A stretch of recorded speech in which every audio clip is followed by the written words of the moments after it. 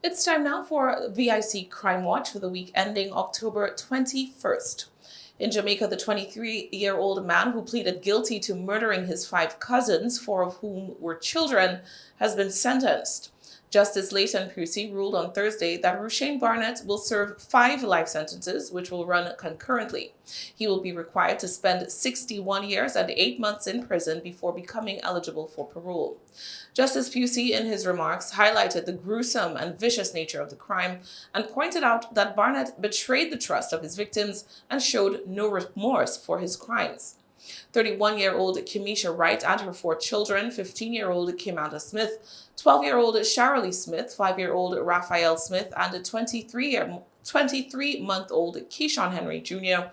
were found in their Cocoa Peace Clarendon home with their throats slashed and chop wounds about their body. Post-mortem examinations revealed that Barnett had inflicted a total of 95 wounds on the bodies of the children and their mother. The confessed killer reportedly agreed with the findings. The mass murderer, who lived in the house with his victims, then fled to another parish but was later apprehended. The state initially sought the death penalty for what Director of Public Prosecution Paula Llewellyn said was one of the worst crimes she's ever seen in Jamaica, but withdrew that request in favor of life in prison following the killer's guilty plea, with a mandatory 60 years and 9 months served before parole eligibility. Defense counsel Tamika Harris argued that her client's guilty plea had saved the court resources and time, and thus he should receive a sentence discounted by 1/3 of the time he would have otherwise served, but the judge decided against that. Following the sentence, members of the public spoke with Jamaica Observer reporters.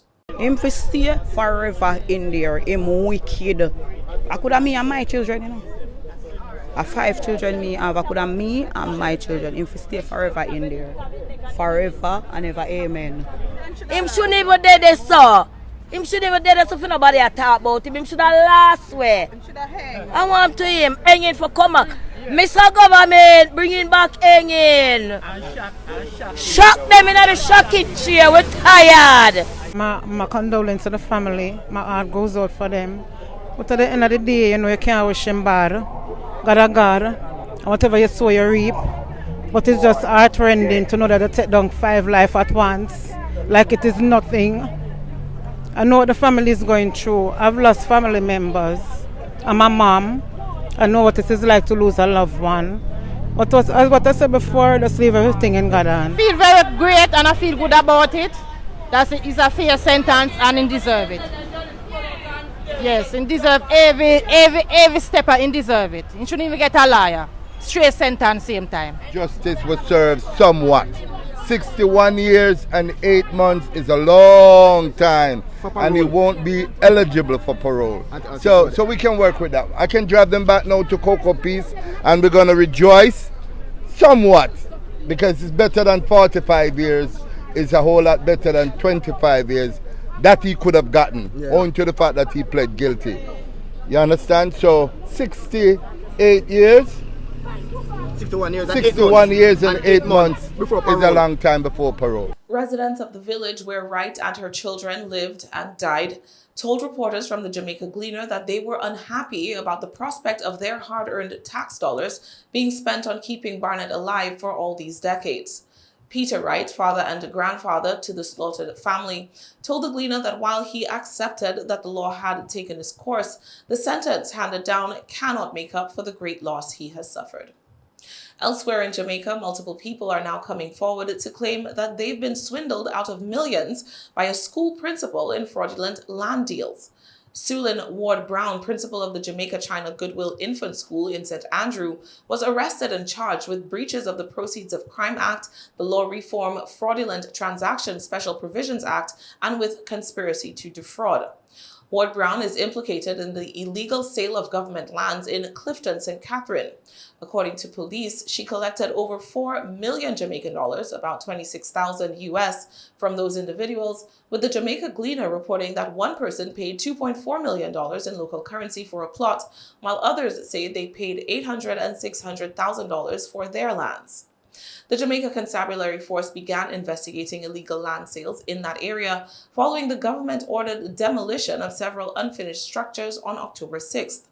Days later, Prime Minister Andrew Holness addressed Parliament, informing members that the scheme was linked to the Klansman gang, members of which reportedly fraudulently claimed the lands and subsequently sold them off to unsuspecting buyers. The demolition of the residences of the unfortunate victims was necessary, Holness said, because it would set a bad precedent if construction was allowed to continue on fraudulently acquired property in an area set out for agricultural development. The Prime Minister offered a lifeline of sorts with the announcement that STJ Holdings, a government-owned agricultural land management company, was willing to support those whose structures had been demolished if they could, with, quote, clean hands, provide information on how they acquired their properties. Meanwhile, police are continuing their investigation into these fraudulent land sales and are urging anyone who can provide information or assistance to come forward. As all this unfolds, the massive Klansman gang trial continues in Jamaica's Home Circuit Court, where 28 reputed members, including alleged leader Andre Blackman Bryan, face charges under the Criminal Justice Act and the Firearms Act. Initially, 33 defendants had been indicted, but 5 have since had the charges against them dropped. In Trinidad and Tobago, police have made 3 arrests in connection with the murder of a 15-year-old boy earlier this month.